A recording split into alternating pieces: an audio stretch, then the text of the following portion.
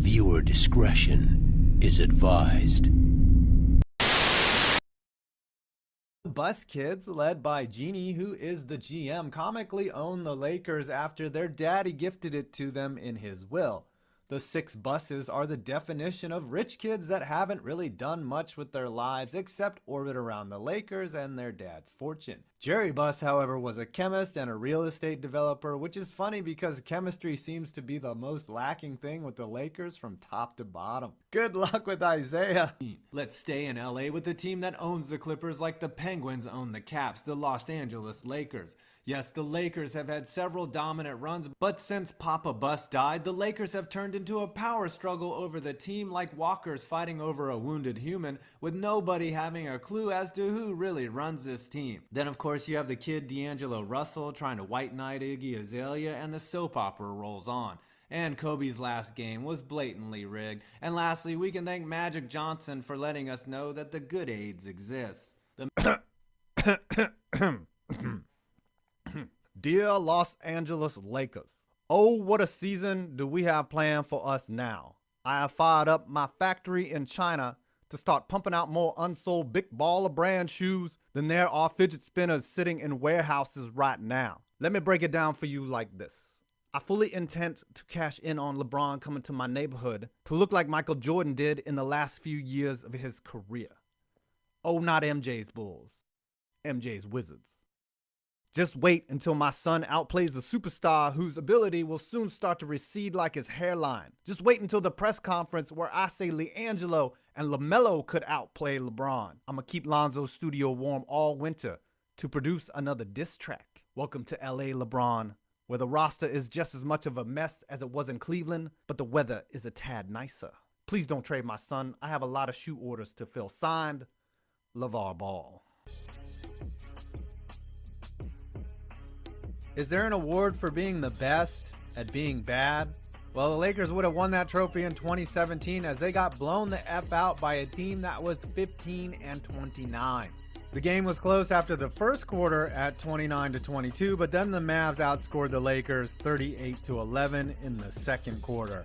No Lakers starter, which included Swaggy, I never met a jump shot I didn't like P, had more than 9 points. Brandon Ingram was terrible, 2 of 12 shooting, 3 turnovers, 6 points, and 5 fouls. The following day, not a single therapist had an open appointment slot in LA. But there are 4 teams that do not have mascots: the Knicks, the Nets, the Warriors, and the Lakers. The only facility in the NBA that features roommates, the Staples Center, has different seating capacities listed for the Lakers and Clippers, but somehow the Clippers seat 63 more people than the Lakers do. That must be to accommodate all the extra sadness they dish out for their fans.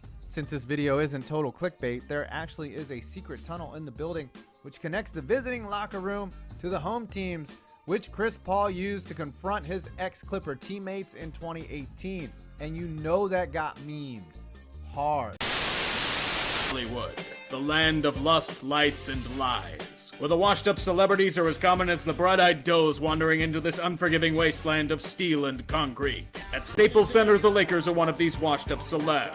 In their heyday, they were a box office giant, a pioneer of the hardwood that created rivalries, memories, and legends for all time. Today, that's all they can cling on to. By God, they're trying their damnedest to do so. After the Kobe era faded into nothing, the Lakers as we knew them were dead. A team long avoiding the pits of despair had bought an apartment in them. Long had they pretended to be relevant after the patriarch Jerry Buss died. His son Jim only shared his name, none of his business acumen. That is, unless you call throwing all of your money at a Kobe Bryant coming off a torn Achilles a good move. Or you consider giving obscene contracts to the likes of Timofey Mozgov and Luol Deng wise decisions. It was a mess. The team was dog shit and the fans were calling for Jim Buss's head. 4 straight years in the basement will do that to any former power. Begin the bloody regime change. February 21st, 2017. A day of great change in the Laker organization. The long incompetent Jim Buss was assassinated on his throne of plastic, and his sidekick Mitch Kupchak was exiled to the great wastes of NBA past. The new head honcho is his younger sister Jeannie Buss.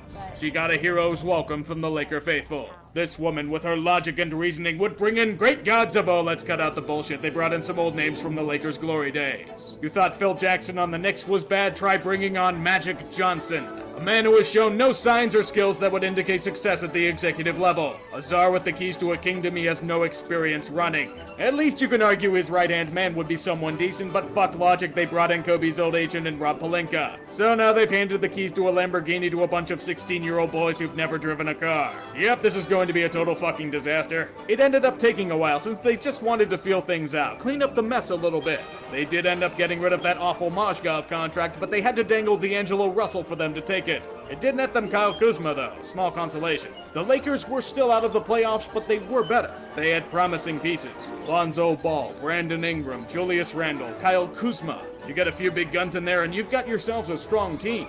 Magic felt the same way.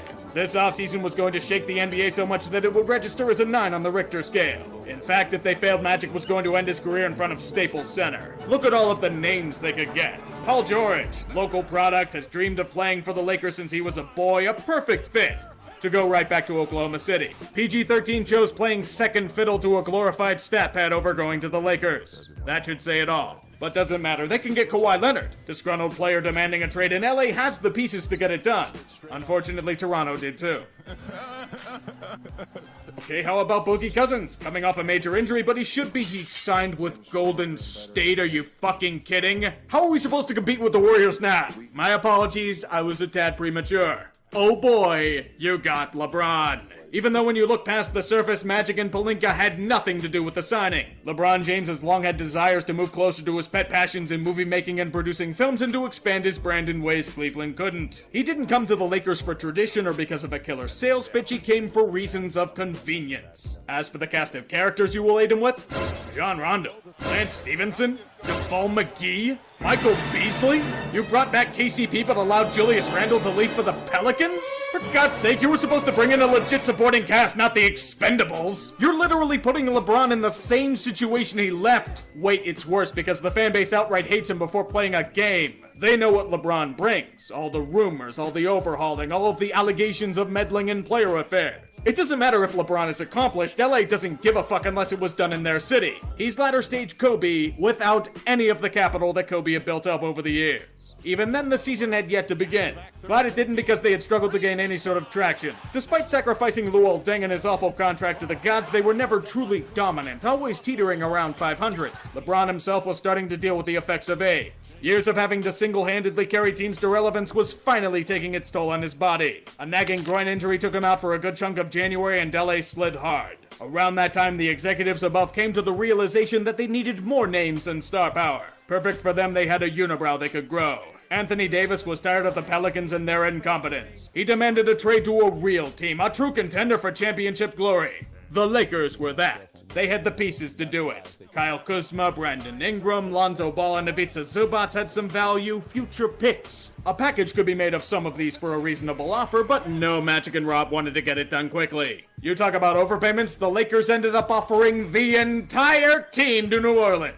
And a bevy of future first-round picks. And be willing to eat a terrible contract in Solomon Hill. It was pure desperation, and only a fool would reject such an offer. Unfortunately, Dell Demps was a fool and laughed in their faces. Dell sacrificed his career for IRL shitposting.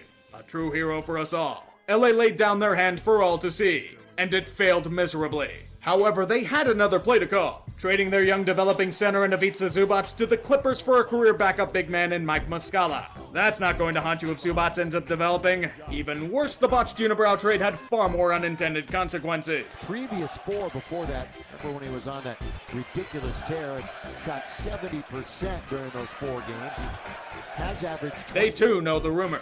They saw what happened in Cleveland. There were already countless whispers about Luke Walton being a terrible coach who should be fired for one of LeBron's puppets. The rest of the team was absolutely lost at this point. All the trade rumors and lit GM allegations would get to anyone's head. If I'm one of those players, here's my thought process. Why did they try to trade me? Do they even want me here? Am I just completely replaceable to these guys? Why should I give a fuck about the Lakers? To that extent it happened, but don't worry, LeBron's gonna bail this team out and get them to the playoffs again. 2 years to the day of Magic's hiring, prepare for playoff mode.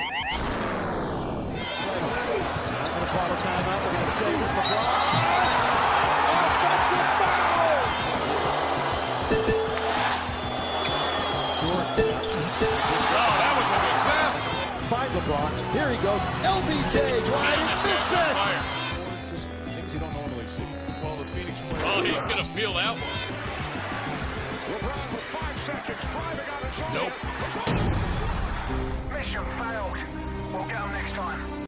That was some playoff mode, LeBron. Your reward is missing the final games of the season thanks to that nagging groin injury. A season filled with hope and stars aplenty burned into nothing. Another year without playoffs. The fucking Clippers ended up making it in, man. The Clippers! You can't be second fiddle to those fucks, are you kidding? It was total failure all around, especially in the executive branch. Magic and Pelinka failed to walk any of their talk over the past year, and blood had to be shed. Luke Walton has pretty much been under the coach to be fired category for roughly a year, so let's just set him free to go to Sacramento, and then be alleged of sexual assault. We all laughed for a moment, but it would get worse for LA. Way worse. Magic Johnson had enough of being whatever he did and resigned from his post to sit around and do nothing. His only legacy will be in the relentless accusations of tampering he did by discussing other teams' stars. Let's get one thing completely clear. Magic Johnson had none of the core skills or character traits to be an executive. He's a man who was more interested in protecting and promoting his own image instead of developing a team. Once again, I don't know where his responsibilities started or ended. All I know is that he went on television to throw everyone else under the bus. It was no way his fault, even for the alleged bullying he did to his underlings. You know who blames everyone else for their own demise? Failures. His brief tenure as an exec was more of a disaster than a syndicated talk show. That's something special. In no way am I siding with Rob Pelinka in this affair. If Magic's statements are true, he's nothing more than a snake in the grass who only cares about his own well-being. A man who would lie to his mother and stab her in the back to move up in the world. The real answer is probably somewhere in the middle. They are both at fault for the shit show on display. There was no synergy with this crew, just a game plan of get big names and that was it. There was no better example of this than looking for their next head coach. Their coaching search crew included a bunch of members of the Bus family, the largely inept Kurt Rambis and his wife. Why is Kurt Rambis even here? What are his qualifications, being a terrible head coach and lingering as a role player on the 80s teams? Perhaps their first candidate in Monty Williams saw this and noped the fuck out of there. He denied the Lakers for the Phoenix Suns, one of the most inept organizations in basketball, a team that has burned through 7 head coaches in 7 years. They lost out to that. At this point, they threw their hands in the air and settled for LeBron's old puppet in Tyronn Lue. I don't know what's more humiliating, that they would settle for him or the fact that he didn't want anything to do with this mess. I don't have an issue with his contract length, but anchoring Jason Kidd to him, the guy that has had controversy follow him everywhere he's went as a coach. Fortunately for the meddlesome owners in charge, they found a coach willing enough to be whipped to their demands. The bad part was that it was Frank Vogel, a coach who had his reputation ruined thanks to a stint with the Magic. And now he has Jason Kidd who will breathe down his neck, along with Rambis and whomever else related to the Lakers they wish to hire. In this time frame, Jeannie Buss can be made a perfect model of female empowerment. She shows that women can be just as incompetent as men are as executives. I honestly don't see a difference between her and her previously maligned brother Jim. From the increasingly meddling nature of her ownership to accidentally CCing Magic Johnson in an email criticizing Magic. She'll passively aggressively rip on Clippers owner Steve Ballmer, but he at least has the wherewithal to stay the fuck out of day-to-day operations. She surrounds herself with incompetent yes-men in a faint attempt at creating a family atmosphere. Jeannie has decided on bringing way too many cooks into the kitchen, and only a few of them have gone to culinary school, and those that did flunked out in the first semester. As a result, you get the laughingstock Lakers you see in front of you today. Why the fuck would any free agent want to come here? So they can be under the threat of being traded for another brand-name superstar that will hate the Lakers in time? That they can witness the protests of an incredibly entitled fanbase that hasn't seen a shred of hardship in their history? For fuck's sake, I'd rather play for the Kings! They may be a shithole franchise, but there's a lot of exciting youth over there that's intriguing for the future. LA has gone from supposedly developing young players to be their future core to just go back to name-chasing. Once again, they're going to go all out on an aggressive blitz for name players that Lakers fans can be hyped about until reality smacks them in the face. It says something when the most sympathetic main character in this story is LeBron. All he wanted to do was be close to Hollywood and star in Space Jam 2. Maybe win another championship ring in the process. In reality, he's stuck on a team that's in the shitter, teammates that think he wants them gone, and a fan base that doesn't want him there. The Lando Lakers soap opera will continue with probably countless more falling to the sword. From one of the proudest NBA franchises to a sideshow. Somewhere Jim Buss is laughing his ass off with a vat of popcorn in his lap. The other big piece they desired was Anthony Davis. After the basketball gods delivered glorious karma to the Knicks at the draft lottery, New Orleans could just sit back and let someone overpay. The Lakers have been desperately star chasing for a while now and finally got it done. To no surprise to the watchful eye, LA ended up giving away the entire team. Plus 4 first-round picks. And trading 3 young players to the Wizards to clear cap room for a third max contract. Goddamn insanity. The only players left from 2 years ago are Kyle Kuzma, Alex Caruso, and KCP. That max contract better be worth it. LA Lakers, good job. You created space to get a third max contract only to not secure the services of the guy you were pining for years. Don't worry though, at least the other guys you'll sign will be okay. Danny Green, Jared Dudley, Avery Bradley, and Quinn Cook. You brought back Rondo, KCP, and JaVale McGee? Boogie Cousins? That dude isn't even trying to hide that he's ring chasing. You sacrificed most of your future core and draft picks for potentially 1 year of the Unibrow and a return of the Expendables. Well done.